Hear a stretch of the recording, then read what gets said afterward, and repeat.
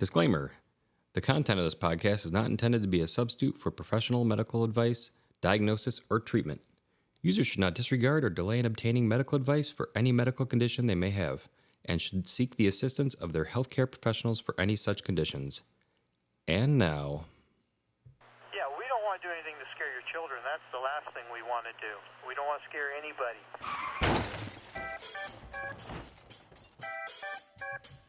Ladies and gentlemen, please welcome Ben and Amy on The Heavy Truth.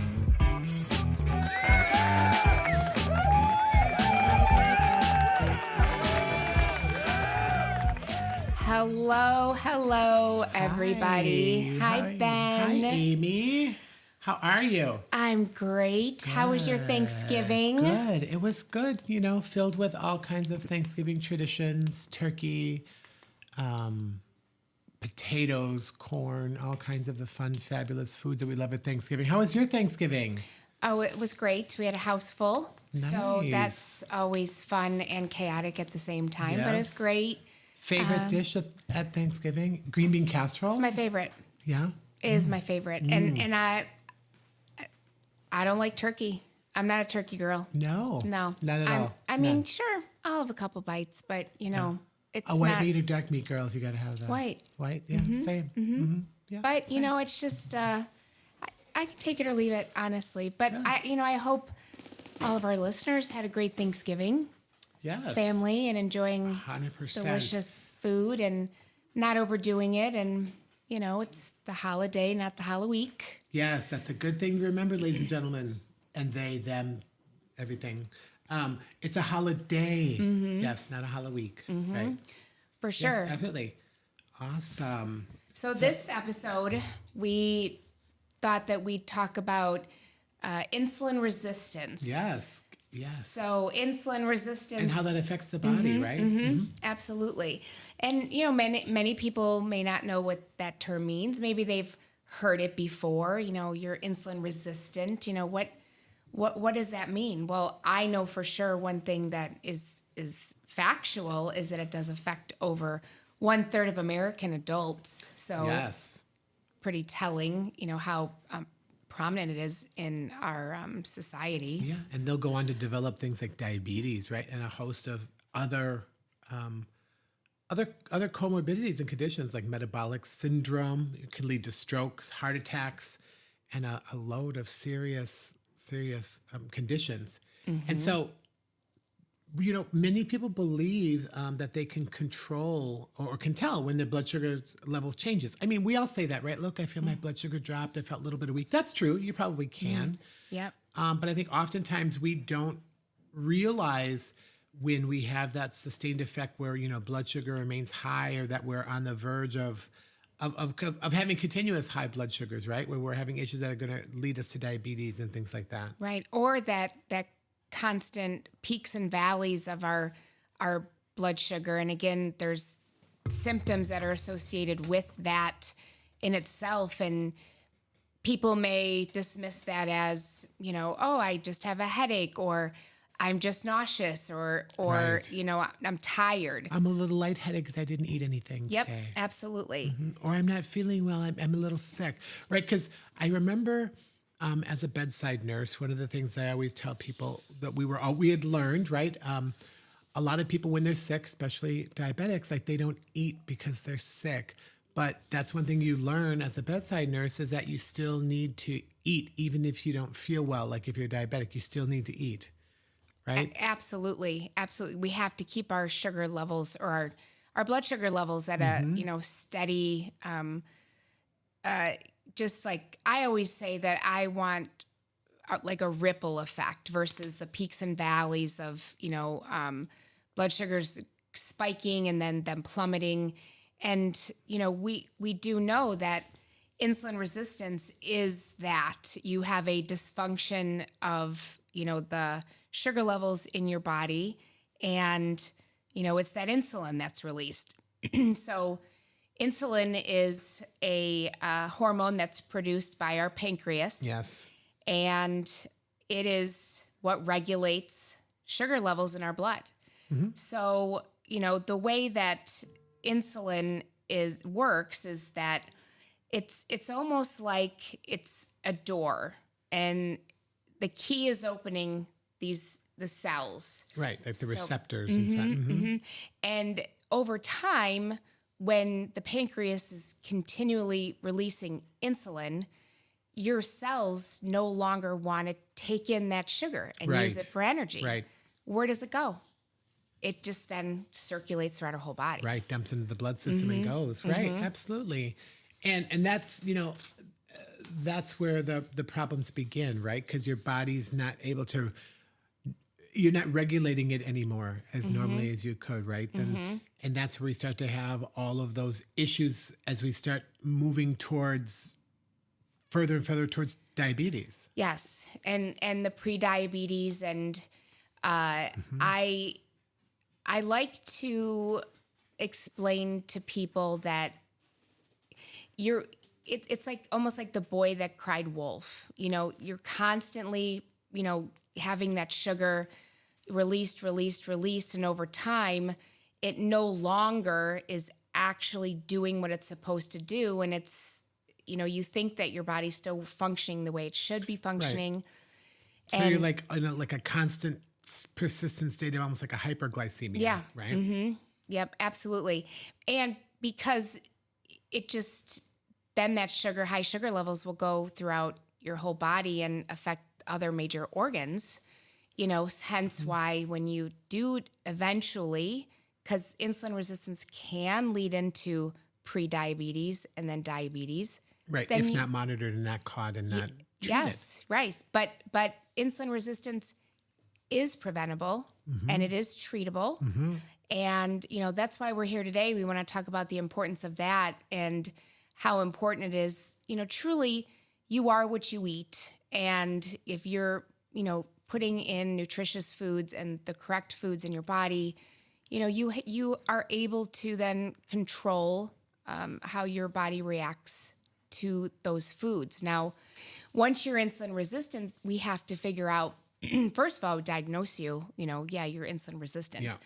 And we'll get into that in the diagnosing part in a little bit later. But, bottom line is the pancreas cannot maintain a state of that increased insulin production for very long. Right.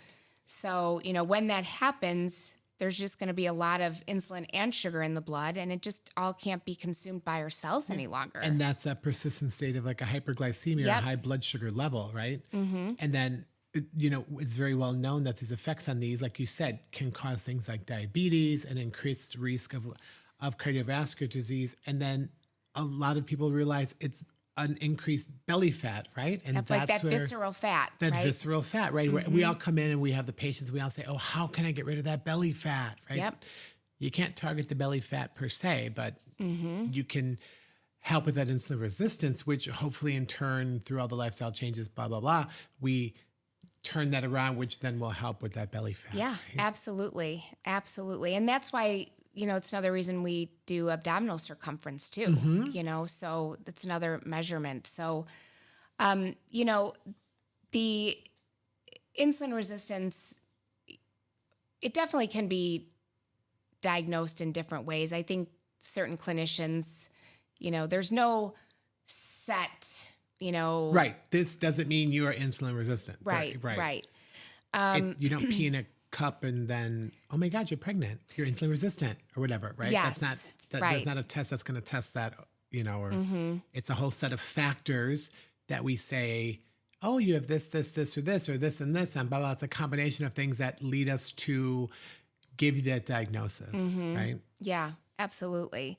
So, predisposing factors definitely increase your risk of developing insulin resistance. Some of that would be chronic stress.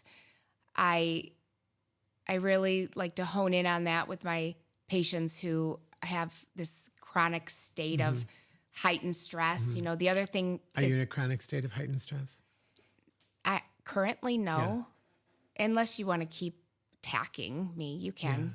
I'm just wondered with your children living at your house if that kids in a state of constant stress. Oh no, I think No. you cause me more stress Good. than the kids You're do. welcome. Although maybe the granny. Enjoy your insulin resistance. But how about sleep? Oh, yeah. I mean, I think that plays an important role in weight loss. Weight or loss. or weight gain, right? That lack of sleep. And so many times I have those patients that come in and they're like, "Oh, I only sleep 4 hours. I only sleep 5 hours, or whatever." We send them, "Oh, I'm snoring. I don't sleep." But we send them to have sleep studies, and we find out that they have sleep apnea and all of these things. And once we start turning that sleep around, whether it be us just making time to actually sleep, or changing things, environments to help us sleep, be it a CPAP or a noise machine or whatever. Meditation. Right? But then that goes hand in hand with that relieving the stress, right? Right. That turns things around. I don't know about you, but I don't know if people really understand the repercussions of having that high stress or no sleep, or I don't think I can stress it enough with them, right? And but like you said, once they do figure that out, whether or not they are treated for sleep apnea or they improve their sleep hygiene, which is something that I talk about all the time, I start to see things change, with people, which is good. Not only with their lab values, but in their demeanor when they come in and on the scale. Yes, absolutely, on the scale. And all of, when patients come in and we talk to patients, and when your providers talk to you, to people, right, they always want to know family history, right? Because they're looking at diabetes in the family, they're looking at, different illnesses in the family. Our ethnicity plays a role in insulin resistance, and different ethnicities are more prone to diabetes and hypertension and all of that. African Americans, Hispanics and Latino culture, as well as the Asian Americans ethnicity, they're all more prone to some of these comorbidities that will lead on to insulin resistance and diabetes than other ethnicities. Yeah, for sure. And I mean, there's definitely symptoms associated with insulin resistance that individuals may not be familiar with, that again, that's correlating with that process that's some occurring. things how you feel, and some things you can just an appearance of something, right? Yeah, absolutely. Higher sugar levels, one of the ones that I notice, and we'll be able to see right away, is like the darkening of like the skin around the neck. Yes, that's a what is the medical term for that? Amy, Google it while we're sitting here. It's the darkening of the skin around the neck. There's also the darkening of the skin in the armpits, right in the groin area. Easily the absence of menstruation, that people don't realize, that could play a role in that. Feeling tired, a brain fog, always feeling hungry. Those are another. Frequent urination, extreme thirst. And then the biggest is, right? And the biggest is that obesity around the abdomen, the visceral belly fat we talked about. Did you find out what that's called? Oh, are you wanting me to look it up? I thought you were Googling what the darkness around the neck is. Oh, that's like the cancerous. Huh? They call it AN. Well, yeah, right. I know, but I can never say it. Yeah, that's what is it, Mike? Our assistant Mike, who is non-medical, will speak into the microphone. I don't know if I want to say it. Okay, well, Canalthesis nigrensis. No. Clearly, we only know what it is, but we don't know how to say it. But those are all. We see it all the time. Yeah, those are all symptoms, and there you spot some of these, right? You have the patient come in and say, "Oh, I get up in the middle of the night and I pee 5 times, and I'm always thirsty." Right? Those are some of the things that we're starting to say, "Oh, we should test." And that, to me, I hear that and I think diabetes. Yes. Absolutely. Yes. But it's sometimes people they will start. I mean, you don't develop diabetes overnight. It doesn't happen like that. So over time, again, you have that dysfunction of the insulin and the sugar levels, and you will, if you don't correct it, eventually you will be pre-diabetic and diabetic before you know it, if you don't turn things around.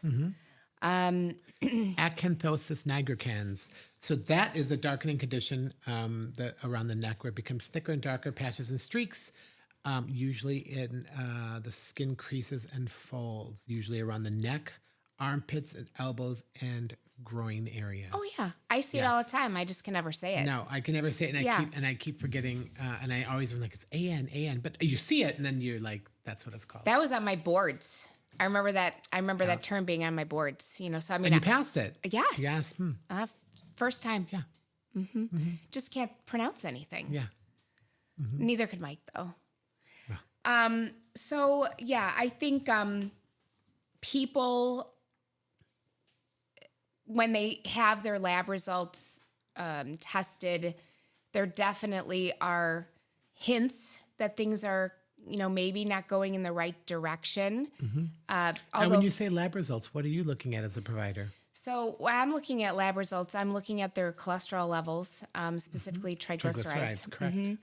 Elevated triglycerides. Yes. I'm also looking at their fasting insulin, which I do that as well. Yes. And their hemoglobin A1C, and I will do Which that checks test. blood sugar standards of the last 3 months. 3 for months. people that are wondering. And because someone's fasting blood sugar, that would be in a regular, panel, that's not a clear depiction of what's just like gone the on. glucose, right?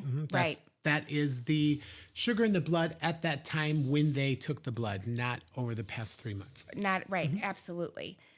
So that is in combination together. There's a couple calculators that we can use to help us determine. And I don't always use those calculators. I do base it off of just the clinical findings and the data from the lab results themselves. But there's health calculators, the HOMA scale, which is HOMA. Anyone can look that up. All you need is some lab values that you'd have at your from your most recent, clinician, provider, doctor visit. But not all clinicians will run a fasting insulin level. I mean, that's definitely something specific more towards us in obesity medicine, and I will test that on everybody coming in. And I also will retest it to see if they've had improvement with that, because sometimes people can have improvement with their labs even though they haven't had any movement on the scale. So for me, I like to see that data. That it's definitely it's helpful for me as a clinician, and it helps me help motivate my patients when maybe they haven't had as big of a loss as they would have liked. Yeah. What does HOMA stand for, Amy? I don't know specifically. Do you? Only gonna just looked it up for you. Oh, okay, great. See, he's always just trying to call me out. He's just sitting here on his phone, trying to homeostatic model assessment for insulin resistance. There you go. But of course, yeah, we knew what the HOMA stood for. Yeah, I'm looking at him. Yes. Yeah. So HR. I'm gonna call HR. There's no HR. But we're also looking at the patient, like we talked about, those signs, those symptoms, the darkening of the skin, right? We ask them how they're feeling, but we're also looking at patient. We talked about that visceral belly fat, right? So then we're looking at waistline, right? 'Cause like you said, we're doing the measurements. We're measuring the neck. We're measuring the waist, because all of that are things that put together help us draw the conclusion of insulin resistance. Because like we said, there isn't a specific test that says you're positive for insulin resistance. Right? Yeah, right. And I mean, anyone could measure their abdominal circumference. Right. So if you have a waistline of 35 inches or greater for a woman, Yes. increased risk, and 40 or greater for a man. So there And are. now that's usually measured, gentlemen. And I say gentlemen because you know who I'm talking to, that like tuck your shirt in and wear your pants under your belly, right? We've all seen it. I used to do it. But your waist circumference is at your belly button and is the top crest of your hip bones. That's where your actual waistline is. Yeah. Yeah. So a lot of people don't measure correctly, you know. So that was good that you clarified you're that. welcome. Absolutely. And stop wearing your shirt tucked in under your belly like that, guys. Bump, bump, bump. Mike, our producer. And, you know, I think what's the takeaway here? Prevention. Okay. So one thing that I have started to incorporate a little bit in my practice, specifically for patients who don't understand how their blood sugar is affected by what they eat, I encourage and I will prescribe a continuous glucose monitor. That's something that we use for diabetics. That's what will be covered for diabetics for the most part.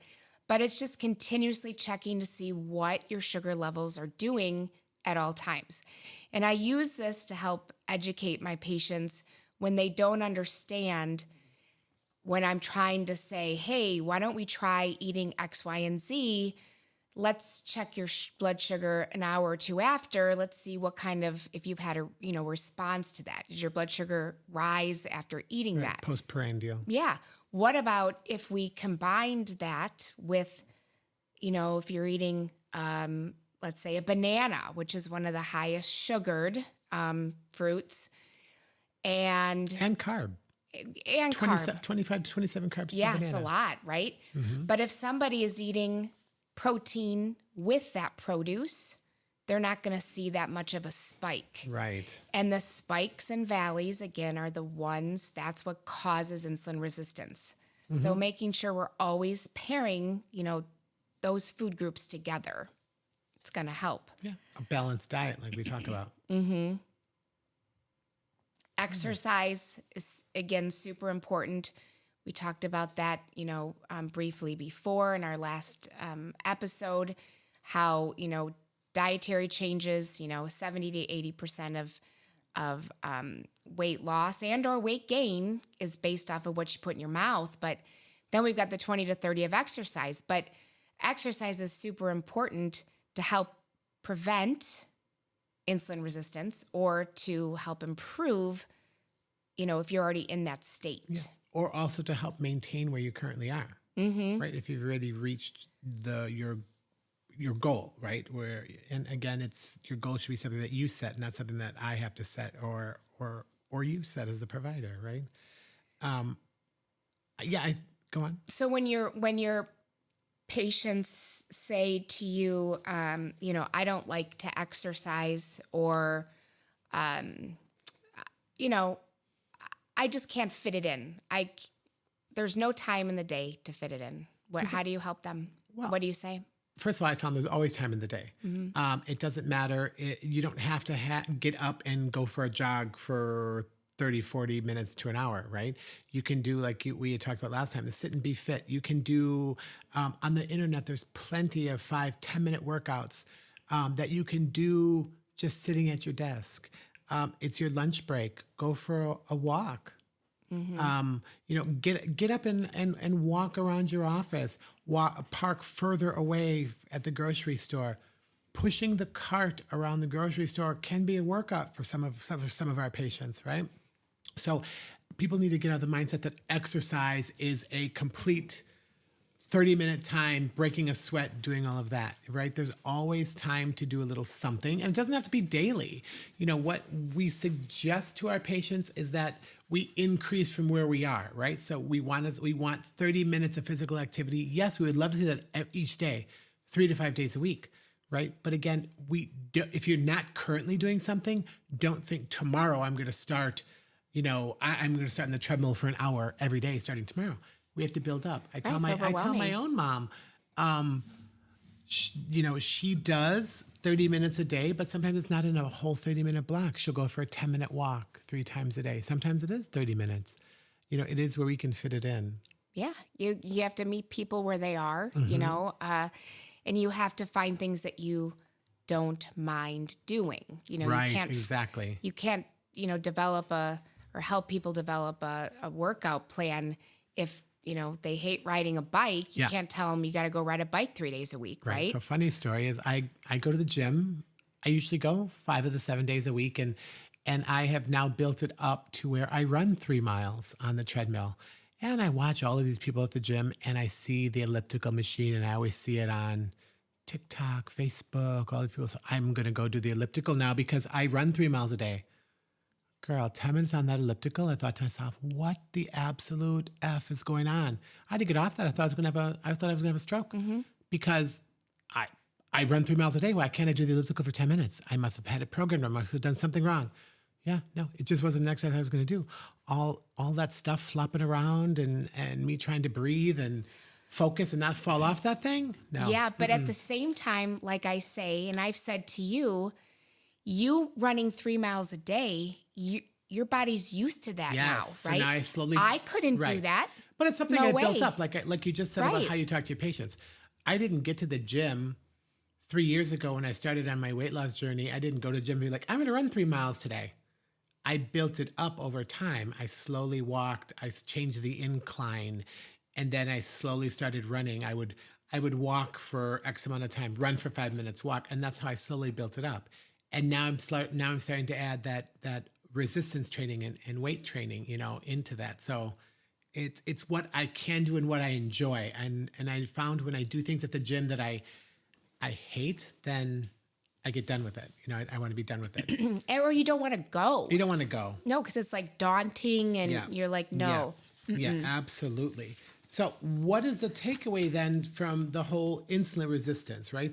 There's treatment And prevention. Right? And so I think the biggest takeaway is that as a provider for me is that I see the patients coming in is that they're making the lifestyle changes, they're making the dietary changes, and then with my help, we're trying to turn those things around. So there is treatment for it and prevention for it, and but it's not going to happen overnight. Right.